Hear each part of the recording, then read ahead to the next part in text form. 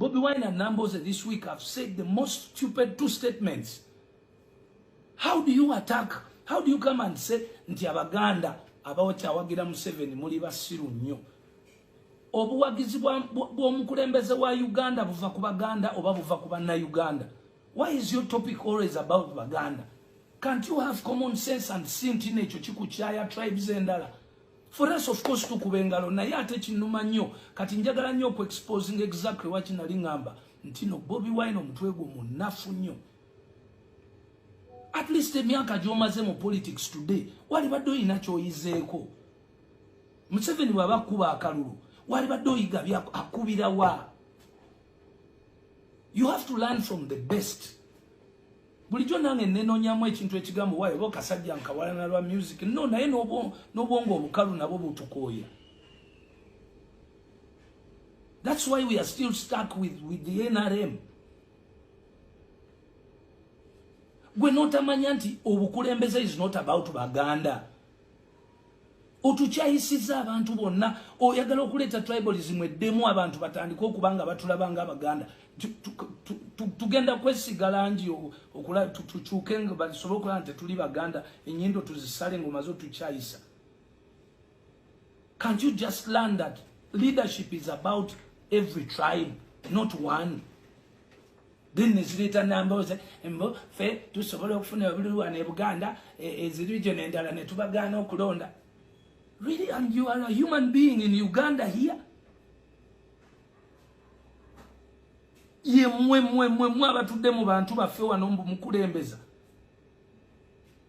The worst weapon that has been created ever in this world is called TikTok.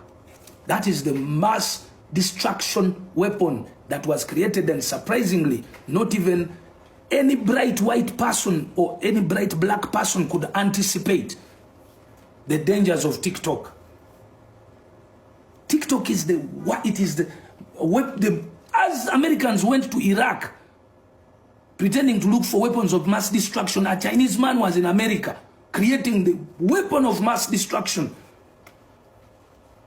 The weapon of mass destruction is called TikTok.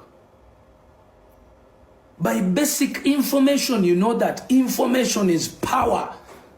And if you're an American, or if you're a European, or anyone who is in governments in Europe, you should have known that the only reason you took over the world was because information was only kept to you, by you.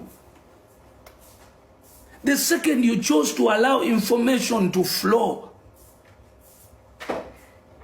now everyone has the information, so that means everyone has the power. So Traore has the power, Museveni has the power, an African in Luwero, in Gulu now knows, because we get information from you. We now know the things. It's no longer like those days when you used to come and land and say, oh, I mean, there's two stations in the US. There's CNN and there's BBC. BBC is UK. There's what network is that?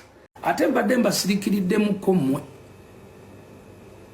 Bademba sirikiridemu na yendaka ngenda kula yenjala.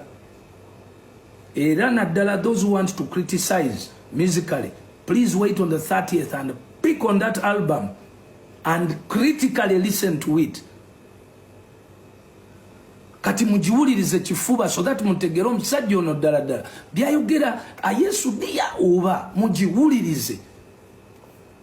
Ate bw'oba totegedde era nja kutambula, I will do a media tour even if it means 1 year and a half.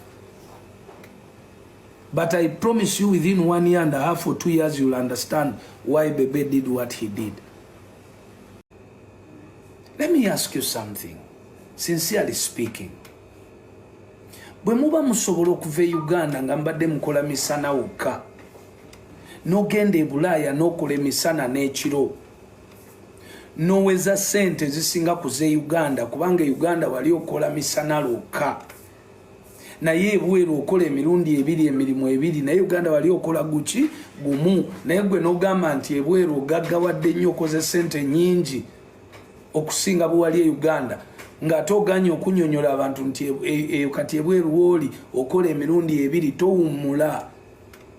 kati njagala kunyonyolako ku bantu mwali mu kirowoozezaako ekyo kubanga emisana bw'oba okola omulimu gumu e Bulaaya mu Amerika oba e Bungereza akasente mukimanyi tekasobola kuwera mukimanyi mwenna baganda bange bamaama mwenna mumanyi so no neneebuza nze nga Moses oba nga Bebe ne ngamba nti ebiseera ebyo wali okyali wano oba mmwe abali wano instead of okugamba nti mukola sente ntono bali bakola nyingi lwaki temubabuuza bakola emirimu emeka nammwe mugikole wano lwaki temukola emirimu ebiri wano nova mu office ku ssaawa 11 ey'olweggulo n'ogenda oggulawo saluuni yo ku ssaawa 2 ekiro.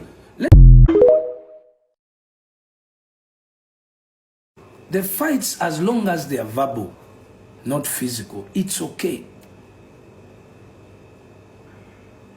But remember, this topic came from the fact of the corporate companies. If you are going to get support or sponsorship from corporate companies, you must understand the dynamics of the corporate companies. That's why I'm saying you must take the music industry as a business, not as fun, not as looking for like a hit song or two. Because the reason that you're not getting money is because you're not taking it as a business. If you take it as a business, then you must know the do's and don'ts of businesses. And those are standard. Anyway, His Excellency Kyagulanyi yabaleka yolepo ndala kati. Atoba katika nkubule Bebecool nakalulu kutakaagala. Tobeleyo n'ogamba nti olina akalulu kakumenya. N'akalulu kutakaagala. Sejjo omwesibyeko omusibe mu bibozi byo omusibe mu bibozi byo ne byategeera byanjawulo ku byotegeera ne babagamba bugambi mutule ku pano mwogere ku oil toyina kyomanyi ne bagamba mutule ku pano mwogere ku budget toyina kyomanyi osibye omusajja mu bibozi byo Bebecool va ku His Excellency Kyagulanyi muviireko nno ddala nina birayo nga nebyokugira toyina wabula ngo okomyawo erinnya lye omanyoyo kati gwe kyogamba ekyokweteeka kuntegeerayo omusajja oyo nga tuzze mu mazima n'owobuuza famire yo musi okutegeera kyekimu ne His Excellency Kyagulanyi gwe Bebecool mumpe mukabampaane mwana nga tuli mu struggle obiwa tebiri serious edi mutwe bamukwatira ki wabanga olowooza tatadde bunkenge ku bantu bo edi mutwe bamukwatira ki